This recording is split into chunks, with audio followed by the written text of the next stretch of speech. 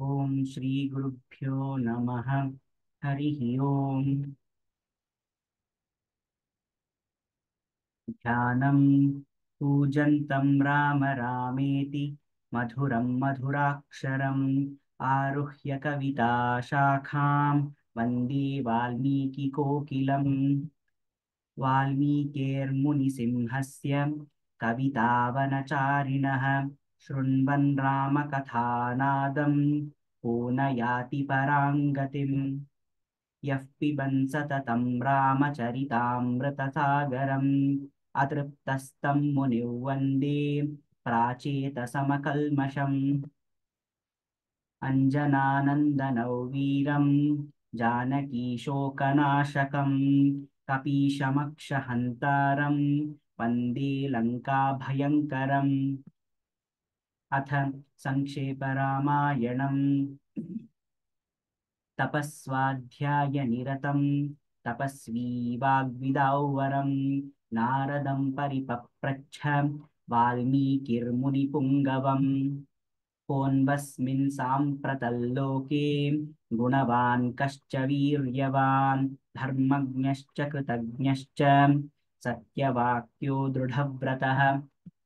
चारित्रेण च को युक्तः सर्वभूतेषु को हितः विद्वान् कः समर्थश्च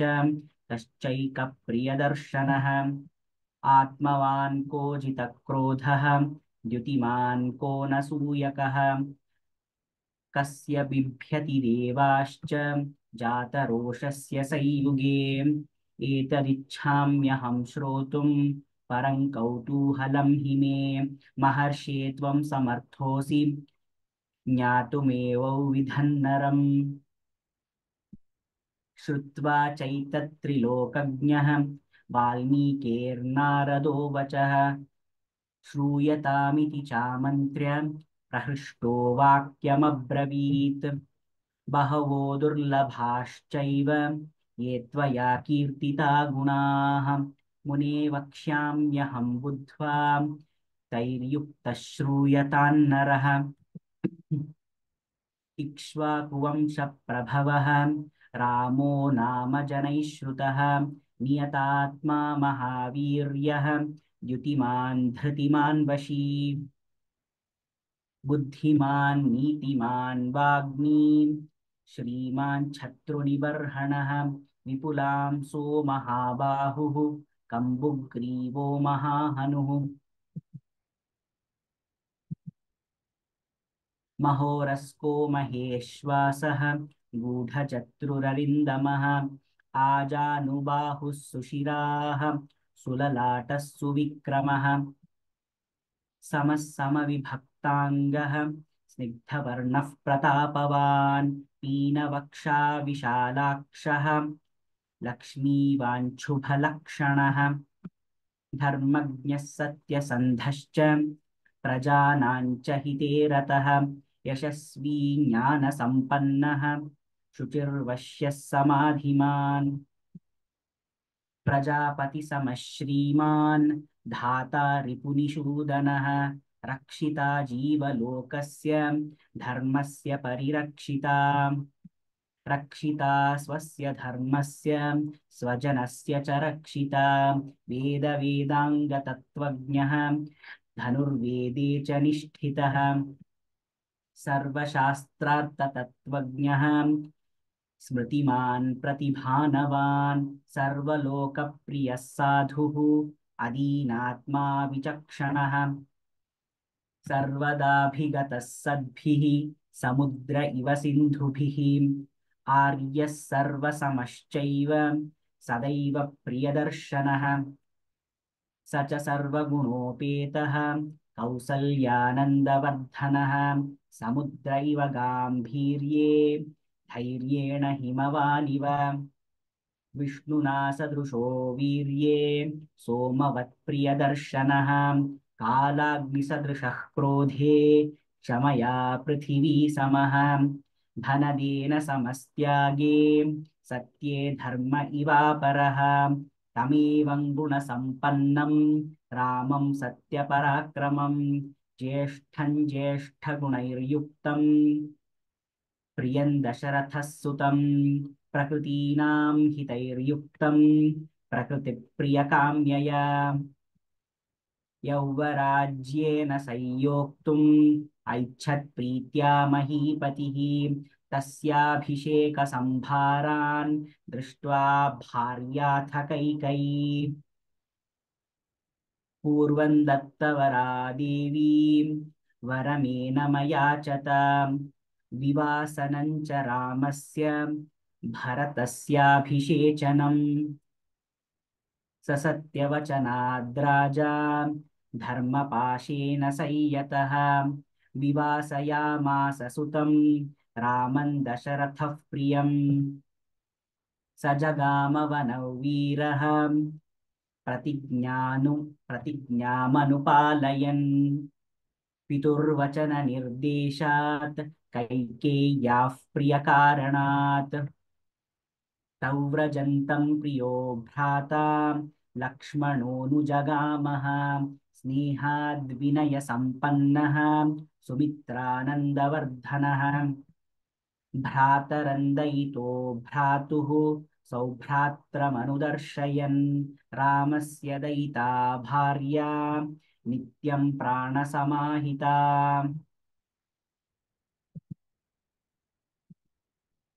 जनकस्य कुले जाता देवमायेव निर्मिता सर्वलक्षणसम्पन्ना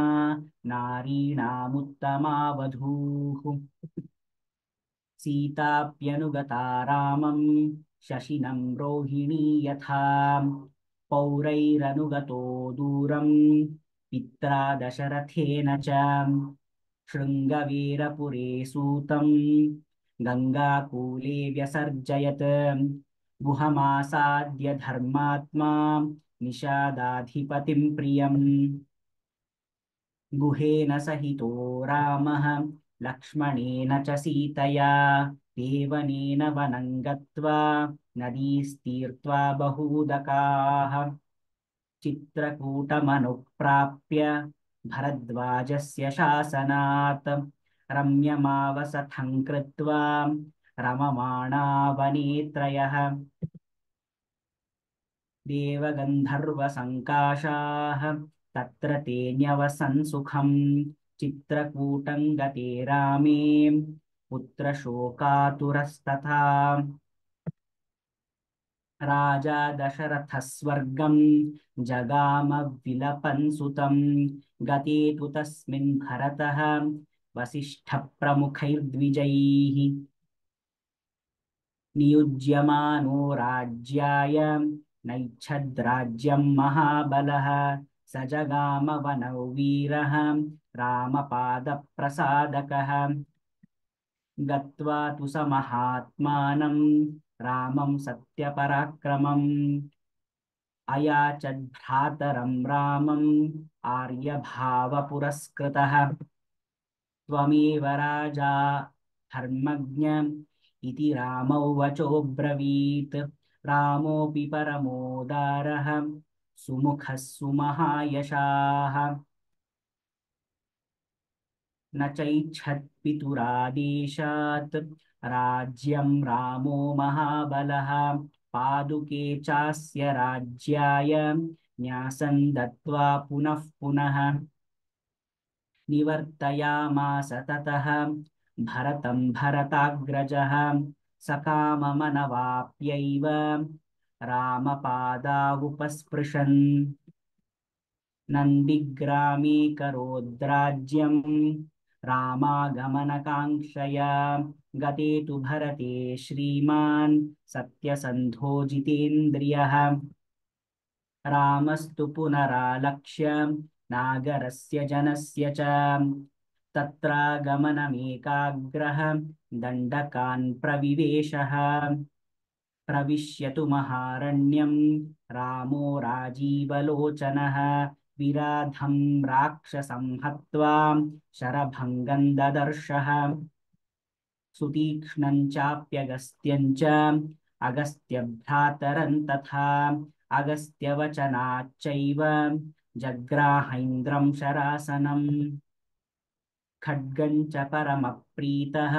दृष्टूनि चाक्षयसायकौ वसतस्तस्य रामस्य वने वनचरैः सह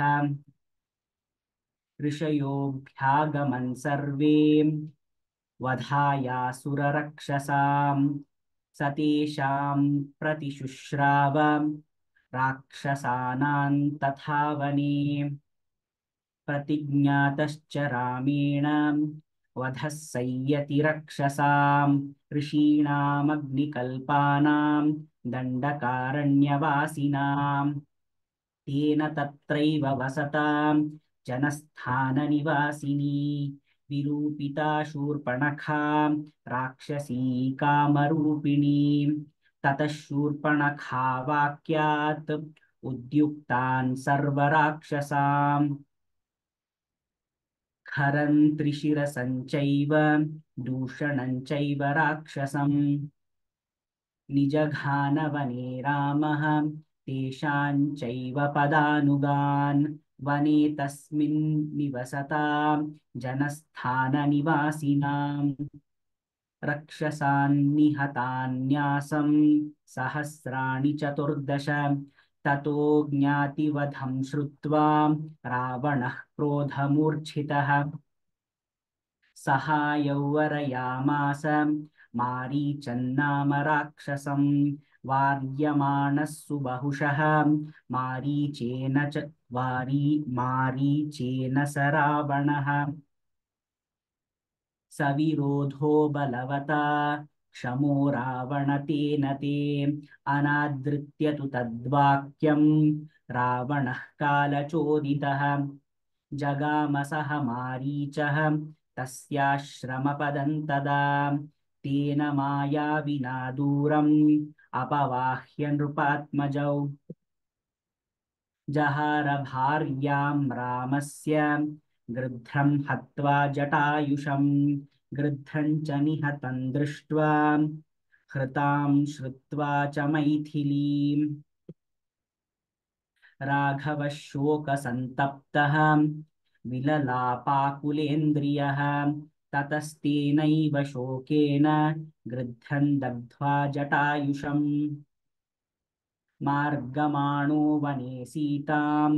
राक्षसं सन्ददर्शः कबन्धन्नाम रूपेण विकृतं घोरदर्शनं तन्निहत्य महाबाहुः ददाह स्वर्गतश्च सः स चास्य कथयामास शबरीं धर्मचारिणीम् श्रमणान् धर्मनिपुणाम् अभिगच्छेति राघव सोऽभ्यगच्छन् महातेजाः शबरीं शत्रुसूदनः शबर्या पूजितः सम्यक् रामो दशरथात्मजः पम्पातीरे हनुमतां सङ्गतो वानरेणः हनुमद्वचनाच्चैव सुग्रीवेण समागतः सुग्रीवाय च तत्सर्वं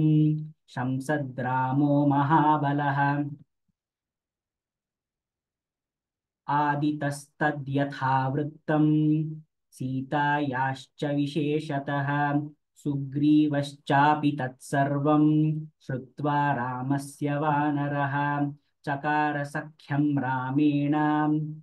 प्रीतश्चैवाग्निसाक्षिकम् ततो वानरराजेन वैरानुकथनं प्रति रामायावेदितं सर्वं प्रणयाद्दुःखितेन च प्रतिज्ञातं च रामेण तदा वालिवधं प्रति वालिनश्च बलं तत्र कथयामास वानरः सुग्रीवः शङ्कितश्चासीत् नित्यवीर्येण राघवे राघवः प्रत्ययार्थं तु दुन्दुभेः कायमुत्तमम् दर्शयामास सुग्रीवः महापर्वतसन्निभम् उत्स्मयित्वा महाबाहुः प्रेक्ष्य चास्थि महाबलः पादाङ्गुष्ठेन चिक्षेप सम्पूर्णं 10 योजनम् बिभेद च पुनः सालान् सप्तैकेन महेषुणा गिरिं रसातलं चैव जनयन् प्रत्ययन् तथा ततः प्रीतमनास्तेन विश्वस्तः स महाकपिः किष्किन्धां रामसहितः जगाम च गुहान् तदा ततो गर्जद्धरिवरः सुग्रीवो हेमपिङ्गलः तेन नादेन महता निर्जगाम हरीश्वरः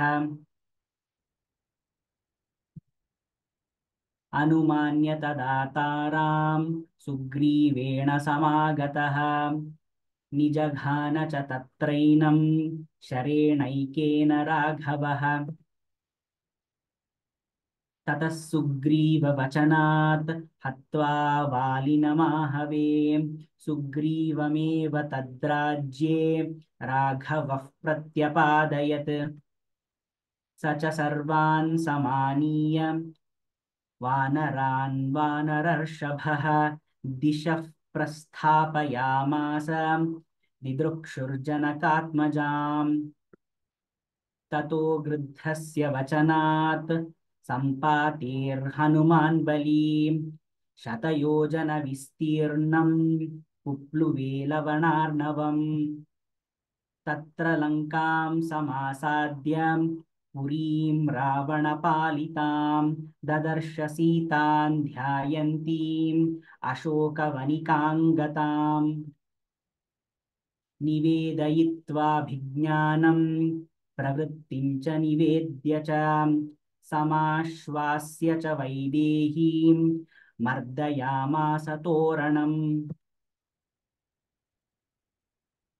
पञ्चसेनाग्रगान् हत्वा सप्तमन्त्रिसुतानपि शूरमक्षं च निष्पिष्य ग्रहणं समुपागमत् अस्त्रेणोन्मुक्तमात्मानं ज्ञात्वा पैतामहाद्वरात् मर्शयन् राक्षसान् वीरः यन्त्रिणस्तान्यधृच्छया ततो दग्ध्वा पुरीं ऋते सीतां च मैथिलीं रामाय प्रियमाख्यातुं पुनरायान् महाकपिः सोऽधिगम्य महात्मानं कृत्वा रामं प्रदक्षिणम् न्यवेदयदमीयात्मा दृष्टा सीतेति तत्त्वतः ततः सुग्रीवसहितः गत्वा तीरं महोदधेः समुद्रं क्षोभयामास शरैरादित्यसन्निभैः दर्शयामास चात्मानं समुद्रस्सरितां पतिः समुद्रवचनाच्चैव नलं सेतुमकारयत् तेन गत्वा पुरीर्लङ्कां हत्वा रावणमाहवे रामः सीतामनुप्राप्य पराव्रीडामुपागमत् तामुवाच ततो रामः परुषं जनसंसदि अमृष्यमाणा सा सीता विवेशज्वलनं सती ततोऽग्निवचनात् सीतां ज्ञात्वा विगतकल्मषां कर्मणा तेन महतां त्रैलोक्यं सचराचरम् सदेवर्षिगणं तुष्टं राघवस्य महात्मनः बभौ रामः सम्प्रहृष्टः पूजितः सर्वदैवतैः अभिषिच्य च लङ्कायां राक्षसेन्द्रौ विभीषणं कृतकृत्यस्तदा रामः विज्वरः प्रमुमोदः देवताभ्यो वरं प्राप्य समुत्थाप्य च वानरान् अयोध्यां प्रस्थितो रामः पुष्पकेण सुहृद्वृतः भरद्वाजाश्रमं गत्वा रामः सत्यपराक्रमः भरतस्यान्तिकं रामः हनूमन्तौ व्यसर्जयत् पुनराख्यायिकाञ्जल्पन् सुग्रीवसहितश्च सः पुष्पकं तत्समारुह्य नन्दिग्रामय्ययौ तदा नन्दिग्रामे जटां हित्वा भ्रातृभिः सहितो नघः रामः सीतामनुप्राप्य राज्यं पुनरवाप्तवान् प्रहृष्टमुदितो लोकः तुष्टः पुष्टः सुधार्मिकः निरामयो ह्यरोगश्च दुर्भिक्षभयवर्जितः सपुत्रमरणं केचिद् द्रक्ष्यन्ति पुरुषाः क्वचित् नार्यश्चाविधवा नित्यं भविष्यन्ति पतिव्रताः न चाग्निजं भयं किञ्चिन्नाप्सु मज्जन्ति जन्तवः न वातजं भयं किञ्चिन्नापि ज्वरकृतं तथा न चापि क्षुद्भयं तत्र न तस्करभयं तथा नगराणि च राष्ट्राणि धनधान्ययुतानि च नित्यं प्रमुदिताः सर्वे यथा कृतयुगे तथा अश्वमेधशतैरिष्ट्वा तथा बहुसुवर्णकैः गवां कोट्ययुतं दत्त्वा विद्वद्भ्यो विधिपूर्वकम् असङ्ख्येयं धनं दत्त्वा ब्राह्मणेभ्यो महायशाः राजवंशान् शतगुणान् स्थापयिष्यति राघवः चातुर्वर्ण्यं च लोकेऽस्मिन् स्वे स्वे धर्मे नियोक्ष्यति दशवर्षसहस्राणि दशवर्षशतानि च रामो राज्यमुपासित्वा ब्रह्मलोकं प्रहास्यति ब्रह्मलोकं प्रयास्यति